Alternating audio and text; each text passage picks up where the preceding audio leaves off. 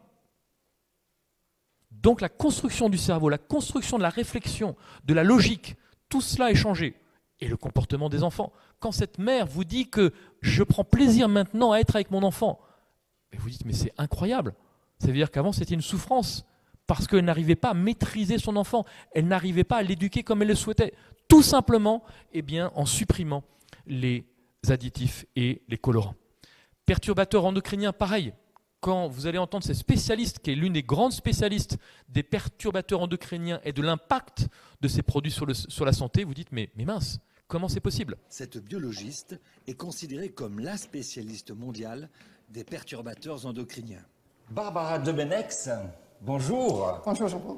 Moi j'ai une question que je pose à la scientifique. Comment êtes-vous sûr que les perturbateurs endocriniens sont mauvais pour l'homme? Disons qu'on a des données de l'épidémiologie, on a des données expérimentales, et quand on les entrecoupe, ben, il est clair qu'on a des très fortes probabilités qui montrent des effets néfastes des substances. Moi, je suis particulièrement préoccupée par l'hormone thyroïdienne et ses effets sur le cerveau.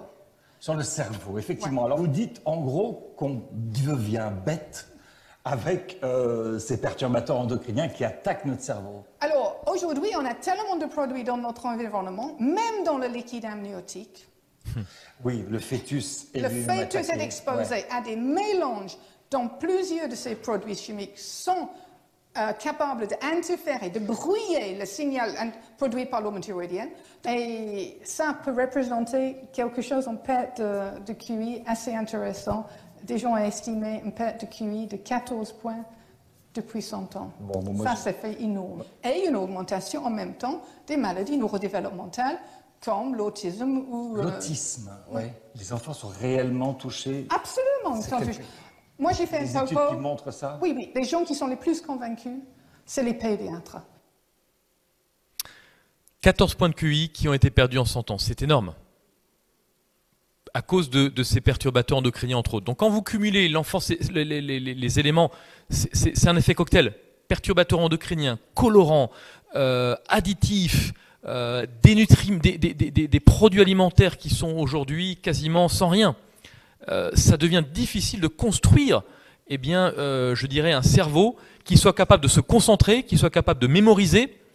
Et aujourd'hui, on n'est plus forcément intéressé par la Bible, parce que déjà on la lit moins, mais on n'a plus forcément intérêt à mémoriser, à rentrer dans le texte et autres, parce que finalement on a tous les ingrédients autour de nous pour nous empêcher de le faire. Et vous avez ici donc un schéma qui montre eh bien, l'impact de ces substances que l'on appelle donc ces perturbateurs endocriniens, que l'on retrouve dans les bouteilles plastiques, dans les films alimentaires, etc., dans les peintures, les cols à bois, les fameux parabènes, dans les médicaments, les lingettes de toilette, les cosmétiques, et donc les composants perfluorés, donc le PFOA, le PFOS, les pesticides, les phtalates, les acrylphénols, etc. Je vous laisse regarder à tête reposée un petit peu ces composants, où est-ce qu'on les trouve et comment faire pour justement eh bien, les supprimer de notre alimentation ou eh bien, de notre maison. Donc finalement, c'est là où on voit que au travers de ces dernières cartes du diable, l'ennemi sait exactement où appuyer pour changer notre comportement, par le changement d'alimentation, par le changement de tous ces éléments qui ont été greffés eh bien, depuis, entre autres, la révolution industrielle. Et pourquoi c'est important maintenant de comprendre le lobe frontal? Pourquoi? Parce que eh bien, nous avons une expérience qui s'est déroulée le 13 septembre 1848 aux États-Unis avec un homme qui s'appelle Phineas Gage. Phineas Gage travaillait pour une société de chemin de fer et c'était lui le responsable qui était chargé de vérifier lorsque l'on devait faire exploser des pans de montagne pour faire passer le train, il devait inspecter et vérifier que les charges de dynamite étaient bien posées ou que la poudre était bien faite. Et puis un jour, ce fameux 13 septembre 1848, eh bien, la poudre avait été mise dans un trou qui avait été perforé et on avait oublié de recouvrir de sable. Et ce qui fait que lorsqu'il a pris sa baramine pour tester que eh bien, le trou dans lequel on avait mis la poudre était suffisamment bien tassé, il y a eu une étincelle. Et la baramine, l'étincelle a amené une explosion qui a amené eh bien, la baramine à traverser la tête et le cerveau de Phineas Gage. Vous avez même une série qui a été faite. Et Phineas Gage, eh bien, voilà, cette baramine, donc, qui est quand même assez grande et longue, a traversé et ressorti des mètres plus loin. Et donc, vous voyez un petit peu l'angle d'approche. Et cette baramine a transpercé et a touché le lobe frontal. Et pourquoi cette expérience ou ce récit est important? C'est parce qu'il y a eu un avant et un après. Avant le 13 septembre, Phineas Gage était quelqu'un, un mari, un père remarquable qui s'investissait dans sa communauté, bien sous tout rapport, rien à dire.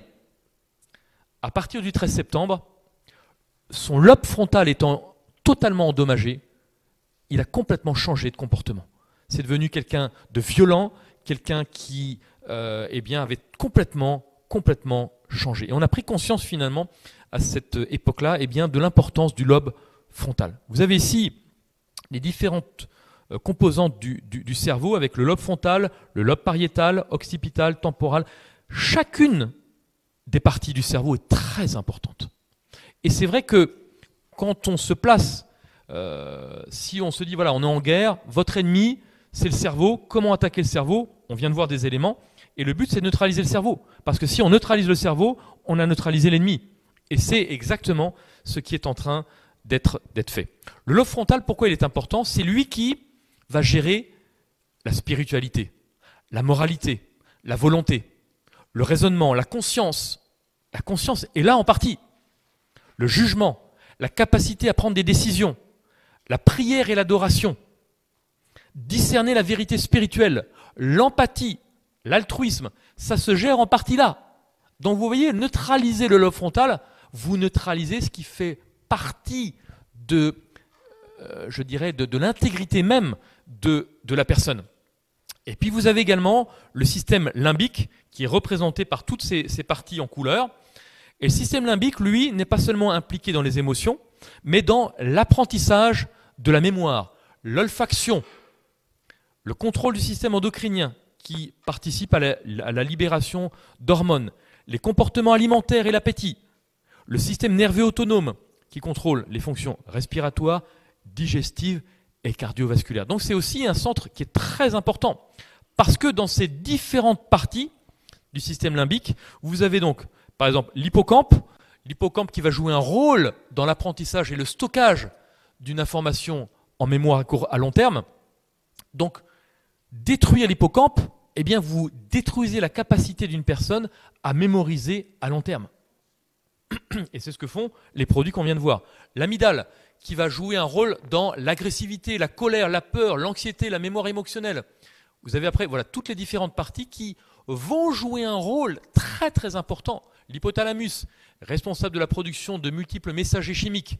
Donc ces hormones qui contrôlent les niveaux d'eau dans le corps, les cycles de sommeil, la température corporelle, l'apport alimentaire, etc., etc. Et donc ce système limbique, qui est appelé par les scientifiques le cerveau lézard, c'est ce qui va amener la nature inférieure, les passions basses.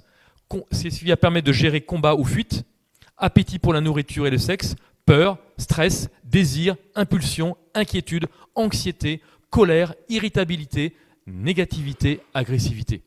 Et on vient de voir un simple exemple colorant, paf, on amène une amplification de tous ces éléments-là. Donc, c'est vraiment important de comprendre comment notre corps fonctionne. Que, au travers de tous ces éléments-là, finalement, ce qui est en jeu, c'est notre identité. Notre identité que le diable veut nous voler. Parce que lorsqu'il sait qu'il nous vole cette identité, eh bien, nous n'avons plus les moyens de résister.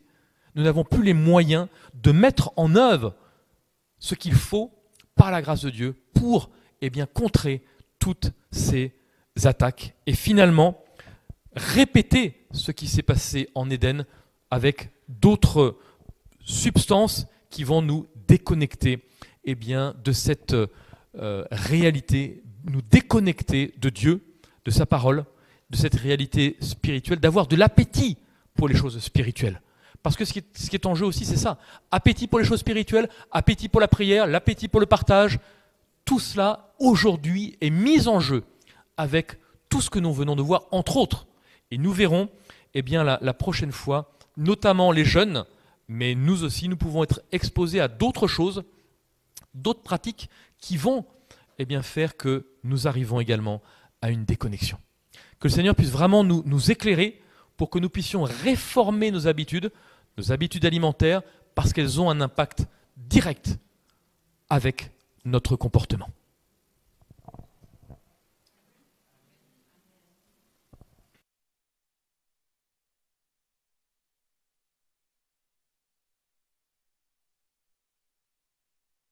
On va prier avant la pause et demander au Seigneur aussi de nous donner, parce que c'est vrai que des fois on a l'impression qu'on est sans force, qu'on ne sait pas par où commencer. Que le Seigneur puisse nous éclairer afin qu'on ne puisse pas croire que c'est une affaire de moyens.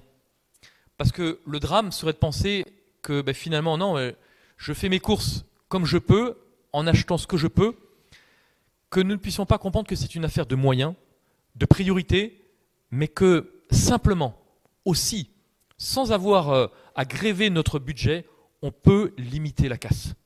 Je ne vous parle pas du 100%, parce que si on devait faire les choses parfaitement, personne ne commencerait et ça démotiverait tout le monde.